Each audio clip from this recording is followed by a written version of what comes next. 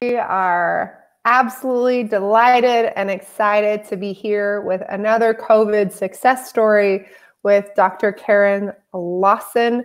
She's going to be sharing what has and hasn't worked for her in regards to marketing and connecting in with new clients during this very stressful time. We know that right now there's a lot of fear, there's a lot of panic about private practice and is this doable and can you do this if you don't take every insurance under the sun and all of that good stuff. So I think it's helpful to hear from therapists that are bringing in new clients to find out exactly what they are and are not doing, so that you can kind of ease the stress and ease the panic and find solutions that work for your unique practice. Okay, enough of me pontificating. Karin, do you want to introduce yourself, your specialty, and where you're located? Yeah, so I'm a licensed psychologist in South Florida. I actually have two offices. My main one is in a town called Plantation, which is just outside of Fort Lauderdale. And then my original location I'm at, I'm a little bit less, about 1 day a week now, but it's where I started, and that's in Miami. My specialties are eating disorders and also helping people with the relocation to South Florida. I find that our area in particular is very transient. People come here for a couple of years and then leave. And so it's hard to build community and make friends. And it's a great place to live. And there's also its own unique struggles with it as well. Yeah. Isn't that true just about everywhere? But I think especially in transient locations, I've lived in those kinds of places in Seattle, Washington, and I definitely was like, what is happening? What am I doing wrong? Why can't I find that community piece? So it's wonderful. So and then I put your website in the comments, but do you want to share that as well? Sure. So, sorry, what do you mean, share it? Website. So Dr. Karin Lawson, DrKarinLawson.com. You meant verbally. Yes. It's totally fine, because I know I'm terrible at spelling things aloud, and I'm like, you spell this aloud all the time. So I do. You're much better about it than I am. Absolutely, because I want to clarify that it's not doctor, the word spelled out. It's just DR anyway. Yes, but sorry. Isn't that funny how life works? Okay, so digging into this process a little bit, and I want to go over and share. So what did your practice look like before kind of COVID hit, before all of the, life happened? Yeah, so I was already on a growth trajectory right before COVID. January is always a good month for me, a better month than maybe other months. So I always expect January to be a bit of a pick-me-up, especially from the holidays and from the kind of end of the year. So that was still true for this year, but then it continued to really pick up and pick up and pick up throughout the rest of the winter and spring. I say winter, and it doesn't feel like winter here, so it's hard for me to imagine winter. But yes, through February, March, and even through the COVID stuff, it hasn't slowed down, which has been shocking and relieving and pretty amazing and reassuring that some things that I had in place we're continuing to provide for my business. And that's it's such an interesting thing. When it first happened though, you didn't really know, right? You didn't know if it was going to continue or not. What were kind of your first thoughts when COVID hit in terms of what this was actually going to mean for your business? Yeah. So initially, of course, my mind went where I think everybody else's mind probably went, which was, how bad is this going to be for my business? How bad of a hit am I going to take? And I had just agreed in February, of course, before this was really picking up, to take on a larger office in April because I just got into doing group work. And so I wanted a larger office where I could actually hold a group. And so I was panicking about that because that was more money out of the business that, twice as much Yeah. than I was used to paying. And so, yeah, there was definitely panic and fear thoughts coming in, and worries about what's going to happen. And for those first couple of weeks, I would say a week and a half, where things really hit here in South Florida and businesses shut down and the stay-at-home order was in place, it was stable. So for a week and a half, I didn't have any new calls, but I was so happy that there was just stability on my end. And then after about a week and a half, things started picking up again. How, for the stay-at-home order, what were some of the strategies you used to transition clients over to telehealth? What was that transition like? Because I know there were also therapists who were really kind of panicking about moving over to telehealth and will anybody actually work with me and all of that? Yeah. So I had already, excuse me, I had already been doing telehealth with a few clients, people who I'd already seen before in person, and for one reason or another needed to switch over to telehealth, either because I had transitioned my office space farther north and it wasn't as doable of a drive for them. So whatever the circumstance, there were at least maybe 3 people. So it wasn't brand new to me, which I was grateful for, because I did see the scramble and the listservs, and my email was inundated with people really that being a whole new learning curve for them. So I was grateful that I didn't have to completely learn that in the process. However, the platform that I had been using was not usable anymore because it was overloaded. Overrun. Yep. You were on DoxyMe, I'm assuming. I was on DoxyMe. Yep. And the very first telehealth session I had on a Monday morning, right after everything started to shift, we weren't able to connect at all. So I had Simple Practice as my EHR, and I was like, okay, worth $10 a month to try this out. And that's been stable for me ever since. So I did already have in my awareness some alternatives, but I don't think I anticipated that it wasn't going to work. Right. So yeah. You're like, I've been using this for years. Like, it will be fine. And it didn't occur. Yeah. So, so everybody had a learning curve, right? even the platforms. Yes. Yeah. Like, oh gosh, this is the piece. Okay. Yeah. And I feel like one other thing that was really helpful for me in transitioning some clients who hadn't had telehealth is that I had already been acknowledging that I do telehealth to all new clients.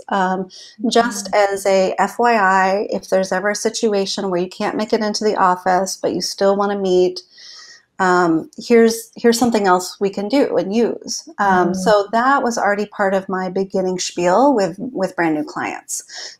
In fact, I remember one client saying, I'm so glad we had already talked about this and that this was already kind of in my awareness. It made the transition easier for her as well. So that is absolutely powerful as part of that initial consultation. Like, you know, that Kelly and I are super geeks about consultation is something that really prepares people to have a great clinical experience and to help people keep from terminating early and get them great outcomes. And here's an example how one little statement, one little line that you did that you thought like, oh, this is just something to help reduce late cancels or, you know, whatever else, like actually help people to have consistency in their treatment through this really like stressful time. So I think that's the piece is like, you know, as therapists, we're fearful about our income and, you know, our way of living, and that's totally normal.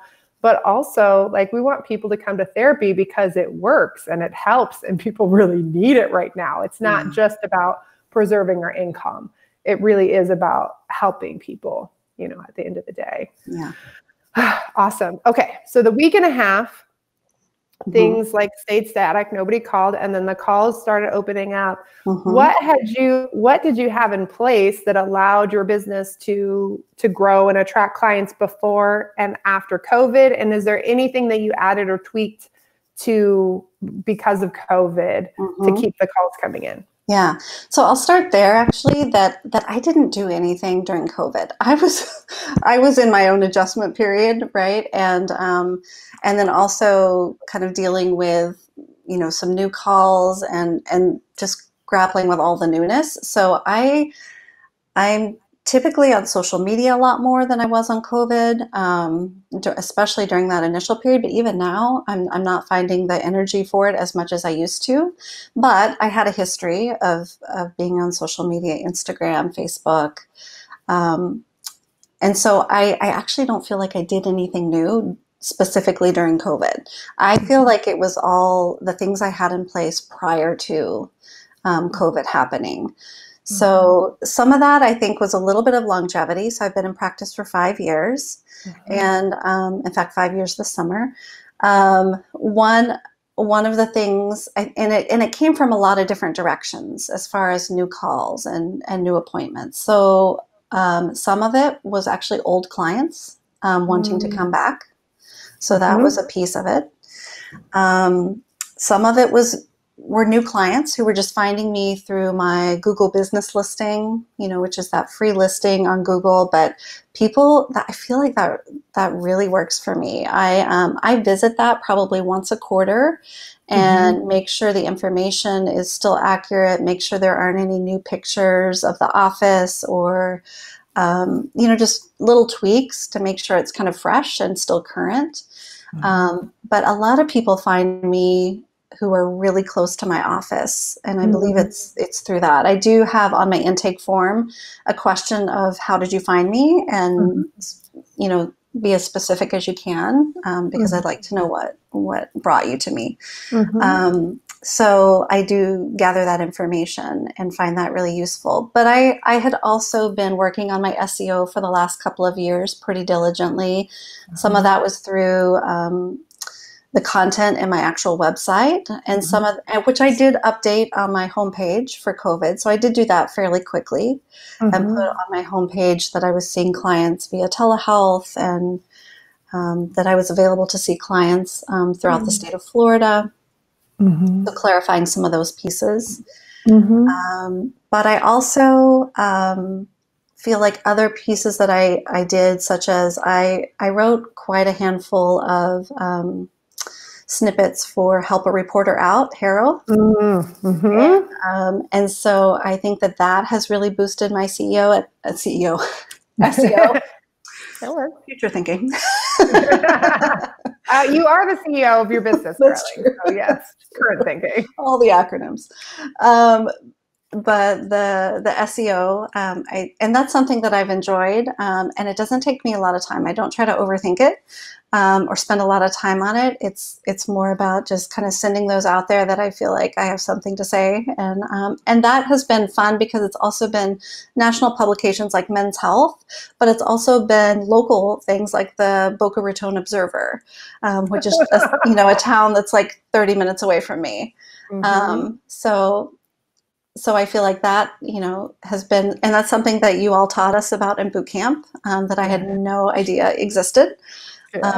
So yeah, I think that it's a lot of little things. I think to me, it's also, and this is again why I was attracted to boot camp, because you all hold this value, but it's the idea of abundance versus scarcity. And I feel like when I am in that abundance mindset, I collaborate with people and I build, communities of colleagues. And so what's good for me is good for my, community of mental health providers and healthcare providers. Actually, I just referred someone to a registered dietitian the other day. So it's about spreading the wealth and helping the community find the right fit for them. And I just love that. I love that it's not all about me and my business, but it's about serving the people around us and also supporting the businesses of my colleagues. Yeah.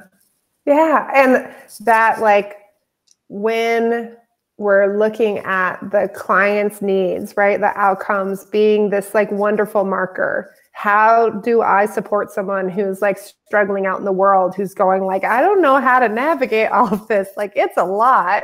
And to be able to go like, oh, like you need me and her, or you don't need me, you need her, or you need him, or you need this, or like, yeah, I think we're a great fit. Like, let's dig in and do this, whatever that dynamic is. And someone just goes like, oh, thank you. Because like I couldn't look at another random website, and just trying to figure out where do I make this decision, because people want to get to movement. Yeah. They want to make change. And that other piece that I think there's a lot of therapists that feel almost like a little bit of like guilt right now in terms of, I'm still getting calls. Here are the pieces. I'm not doing anything special. I'm not working so hard. And yet, right, it's like you talked about, you had a very solid foundation in place. You had been working on creating multiple, there's so much talk about multiple streams of income, but no one talks about multiple streams of referrals. Right? Like that you had multiple ways for people to find you, professionals and friends and colleagues over here, and website searches, and SEO if they Google over here, if they're just looking for someone near them, that all these different ways that someone could come to the same conclusion and get support and make that really easy. And that I've looked, I know what your website says. Like, your website is incredibly client-centered and engaging, and just very clear on how you help and who you help. And I think like just being able to kind of thank your past self for all the work that you've put in, even in times where like, oh, like I'm pretty full right now, or maybe I don't need to do this, but having that consistent energy, just a bit at a time, and how that really does pay dividends in your practice.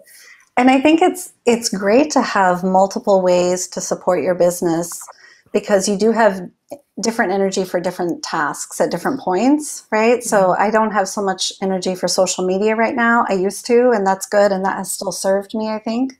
But maybe now my energy is toward connecting with my colleagues on some Zoom meetings, and, just knowing that there's lots of different ways that you can work, given what your motivation and interest is at any given time. It's not always drudgery. It's also like, where do I have my energy for today, and how can I support my business today with that energy? That's awesome. And then I realized we hadn't talked any numbers. How many new clients have you gotten over the last 4 weeks, and then also over the last 2 weeks? Yeah, so I should have written those down. I know I wrote them down for you a day or so ago. So I'm pulling from memory, but I have gotten 7 new clients in the last month, and 3 of those in the last 2 weeks. Yeah. It's really impactful. People really need support right now. They really, really desperately do. And I'm so glad that you're there for them. For those of you who are listening as you wrap up, please know, like, we have a free marketing masterclass COVID edition, where we take you through like what are things that you can do right now that are really client-centered, that will help you reach the people that need you. It's there for you. I'll put it in the comments. We did it live just a week and a half ago or something ridiculous. I don't even know. Time is like a little weird right now. And we have it there for you to watch the replays inside of a private community, so you can get some support and encouragement there as well. And then, of course, we have we're closed for bootcamp enrollments right now. But if you need something comprehensive to help you create a foundation that will help you through whatever you need help with in the future, you can always get on our bootcamp interest list as well.